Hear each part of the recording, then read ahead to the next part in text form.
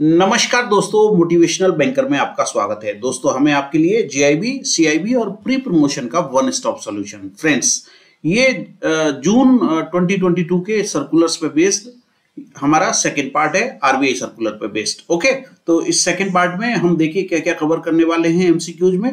पहला क्वेश्चन हम ले रहे हैं। पहला क्वेश्चन हमारा क्या कह रहा है? SEBI has recently allowed investors of REIT and NVIT to use UPI mechanism for making payment towards the public issue of these instrument under ASBA।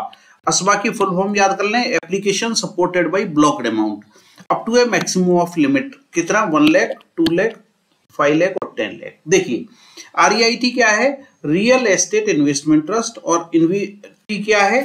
Infrastructure investment trust. इनकी भी फुल फॉर्म याद कर लें आप, रियल एस्टेट इन्वेस्टमेंट ट्रस्ट और ये infrastructure investment trust. Okay, देखिए 2019 में सेबी ने पब्लिक इशू के थ्रू इनमें इन्वेस्टमेंट अलाउ किया था, आरईआईटी और एनवीआईटी में। ओके, अभी असबा के थ्रू जब आप इन्वेस्ट करते हैं और यूपीआई से अगर फंड ट्रांसफर करते हैं तो यहां पे लिमिट को किया गया है अभी 5 लाख रुपए।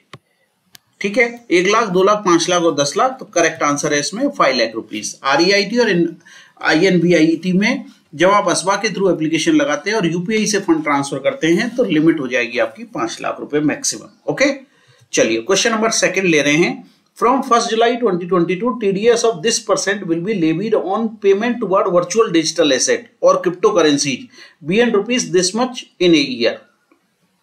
देखिए, वर्चुअल करेंसी या क्रिप्टो करेंसी, इसमें अगर आप मोर देन 10,000 एक फाइनेंशियल ईयर में इन्वेस्टमेंट करते हैं, कितना? मोर देन 10,000 अगर एक फाइनेंशियल ईयर में इन्वेस्टमेंट करते हैं तो इस पे टीडीएस आएगा आपको 1%। ठीक है, ये टीडीएस सेक्शन 194S में आता है। ये नया सेक्शन ऐड किया गया है इनकम टैक्स एक्ट में, 194S, और ये एप्लीकेबल है कब से? 1 जुलाई 2022 से। क्लियर है बात? तो आंसर क्या आ गया यहाँ पे? 2%, 1%, 1%, 1%, 50,000, 50,000, 10,000 और 20,000। तो आंसर आ गया क्लियर कट 1% टीडीएस, और कितने अमाउंट पे? 10,000 BN rupees 10,000 per annum. Okay, तो आंसर आ गया आपका बी। अब आते हैं क्वेश्चन नंबर 3 पे। क्वेश्चन नंबर 3 देखिए हमारा क्या कहता है।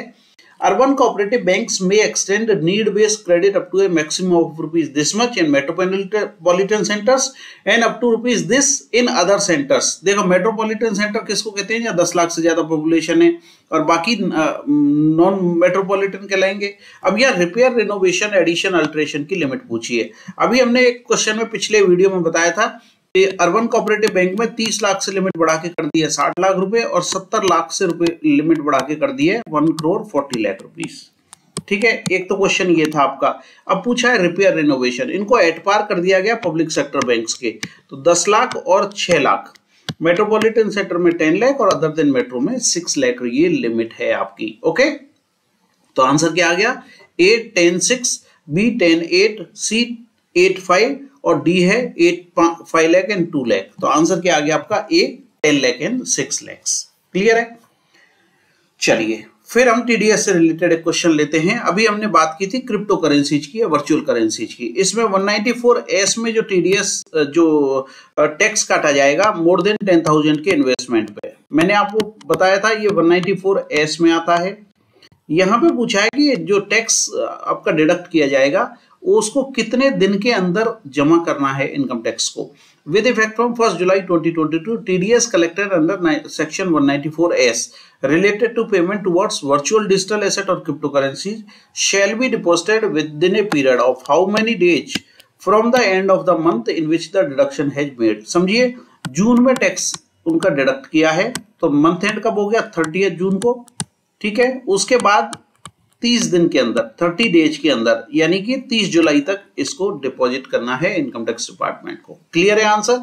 7 डेज, 30 डेज, 15 डेज और 10 डेज में करेक्ट आंसर है आपका 30 डेज। ओके, नेक्स्ट क्वेश्चन ले रहा हूं, question number 5। Capital market regulator SEBI, securities and exchange board of India slash the listing timeline for private infrastructure investment trust, InvIT जो है। देखिए, इनमें फंड्स अलाउ किया था सेबी ने, अभी हमने बात की थी। अभी जब इनमें आईपीओ अलाउ किया है तो आईपीओ के थ्रू पैसा लग गया।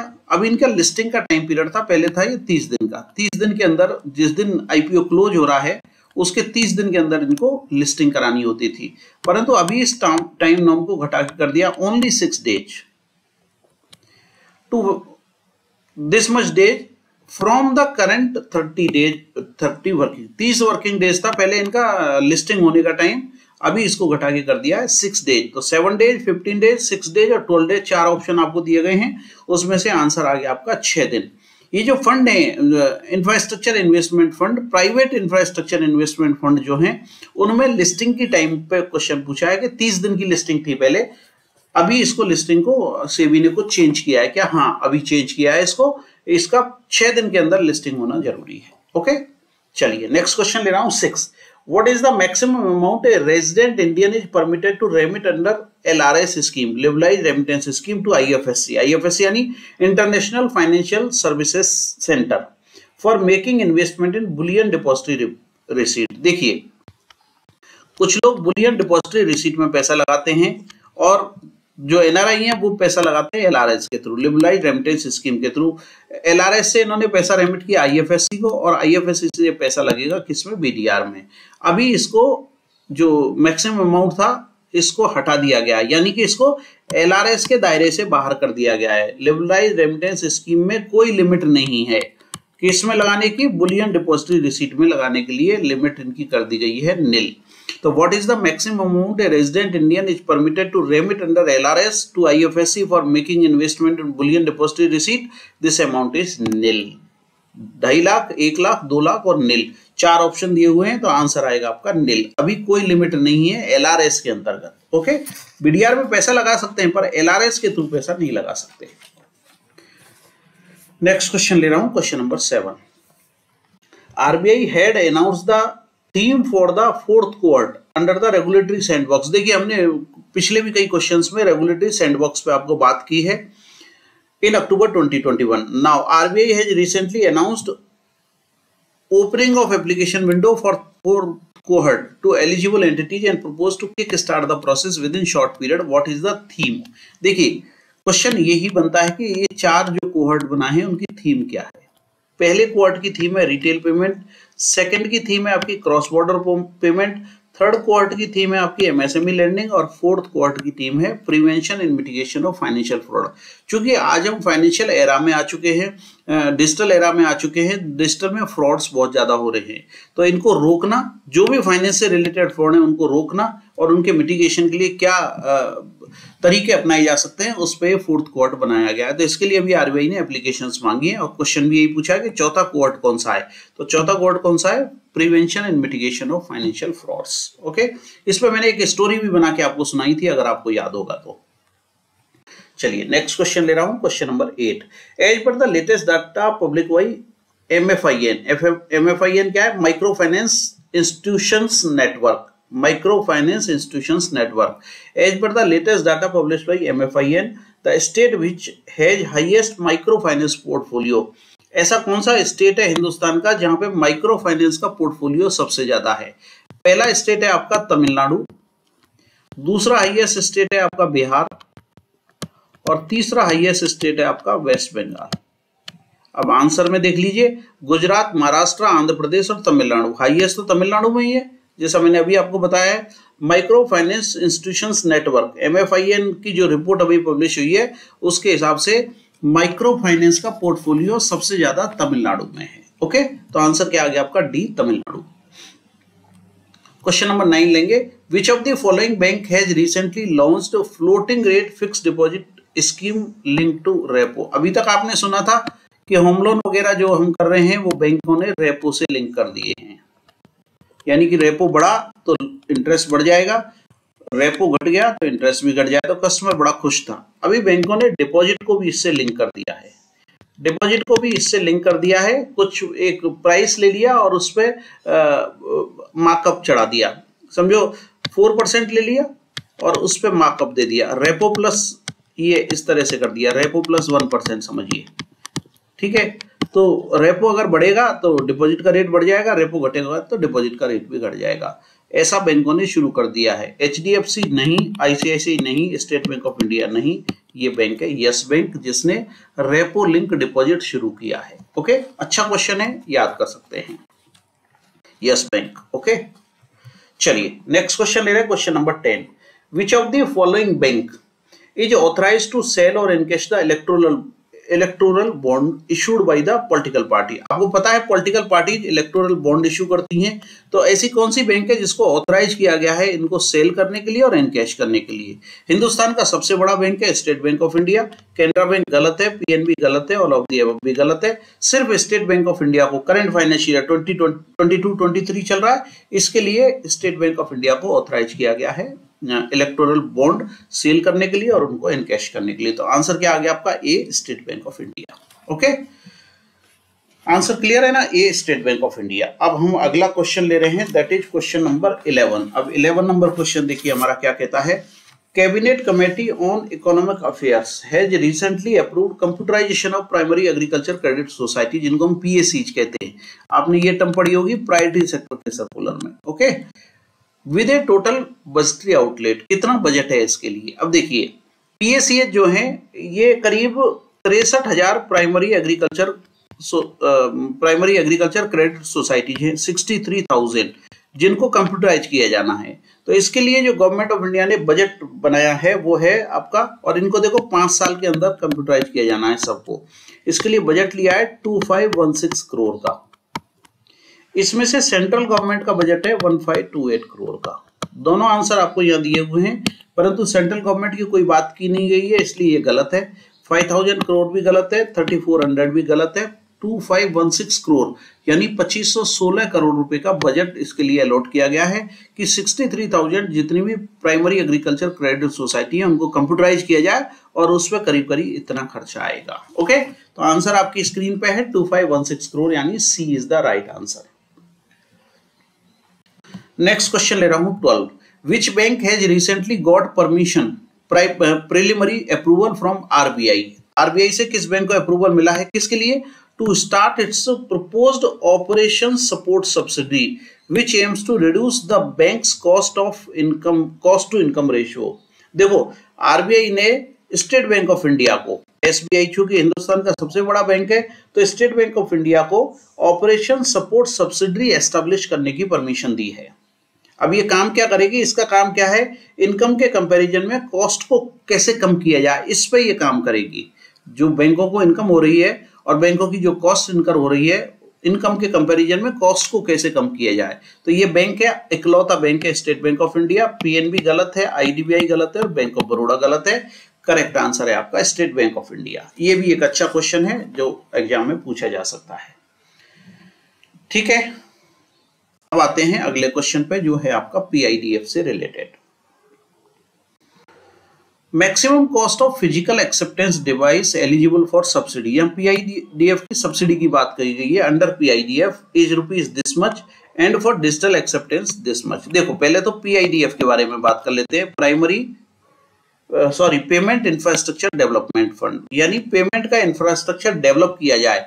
इसके लिए सबसे पहले फर्स्ट पेज में क्या किया गया था? टीयर 3 से टीयर 6 सेंटर्स जो हैं प्लस नॉर्थ ईस्टर्न, यहाँ पे इसको इंप्लीमेंट किया गया था। बाद में क्या किया गवर्नमेंट ने? अगस्त 2021 में इसको टीयर 1 और टीयर 2 में भी लागू कर दिया गया। परंतु यहाँ स्पेसिफिक था, ये यहाँ था पीएम स्वनिधि स्कीम में, SVANIDHI पीएम स्वनिधि स्कीम के लिए इसको टीयर 1 टीयर 2 में भी लागू किया गया था। अब देखो ये जो स्कीम है ना, ये रिएम्बर्समेंट बेसिस पे हाल ही में ये जो पीआईडीएफ की स्कीम है इसको रिव्यू किया गया। ठीक है, तो इसमें जो सब्सिडी का क्लेम करना होता है ना, वो होता है आपका फिजिकल एक्सेप्टेंस डिवाइस में तो ये सब्सिडी है 10,000 रुपीज और डिजिटल एक्सेप्टेंस डिवाइस में सब्सिडी है मैक्सिमम 300 रुपए। तो यहाँ आंसर आपको दिया है 10,000, तो सभी में कॉमन है 1000, 500, 300 और 100। तो 300 वाला आंसर इसमें करेक्ट है, यानी कि maximum cost of physical acceptance device eligible for subsidy under PIDF is 10,000 rupees. Physical जो एक्सेप्टेंस डिवाइस है उसकी मैक्सिमम कॉस्ट और डिजिटल एक्सेप्टेंस डिवाइस की कॉस्ट जो है 300 रुपए है। ठीक है, तो आंसर आ गया आपका 13 इज द राइट आंसर। अब लेते हैं question number 14। Airtel payment bank has partnered with which bank to digitise the cash collection system in tier 3 cities. ठीक है, एंड सेमी अर्बन एरियाज। आप जानते हैं ना, छोटी जगह पे कैश कलेक्शन की बहुत प्रॉब्लम रहती है। Under this partnership Airtel payment bank will leverage the extensive reach of its digital led neighbourhood banking model to support this bank with the digitisation of last mile cash collection. Cash collection मतलब जहां से भी cash उठाना है। अब देखिए, जो payment bank है ना, इनकी रीच है गांव गांव में। आप देखिए, छोटी छोटी जगह पे इनकी रीच है। कारण क्या है कि इनको छोटी सी कियोस्क खोलनी होती है, कोई बड़ा बैंकिंग सेटअप की जरूरत नहीं है। तो अब ये क्या कर रहे हैं, ये बैंकों से टाई अप कर रहे हैं। जैसे इन्होंने एयरटेल पेमेंट बैंक ने टाई अप किया एक्सिस बैंक से इसके कैश कलेक्शन के लिए। ठीक है, तो अब इससे क्या होगा कि ये दिया है ना यहाँ पे डिजिटाइजेशन ऑफ लास्ट माइल, अंतिम छोर तक, जहां तक भी बैंकिंग को पहुंचना है वहां चूंकि बैंकें नहीं पहुंच सकती और पेमेंट बैंक वहां पे पहुंच जाती है, इसलिए उसका फायदा एक दूसरे को मिलेगा। तो इन्होंने टाई अप किया एचडीएफसी से नहीं, आईसीआईसी से नहीं, आईडीबीआई से नहीं, ये टाई अप हुआ एक्सिस बैंक के साथ में। तो एयरटेल पेमेंट बैंक और एक्सिस बैंक का टाई अप किया है कैश कलेक्शन के लिए। ओके, अगला क्वेश्चन ले रहा हूं, क्वेश्चन नंबर 15, आसान है।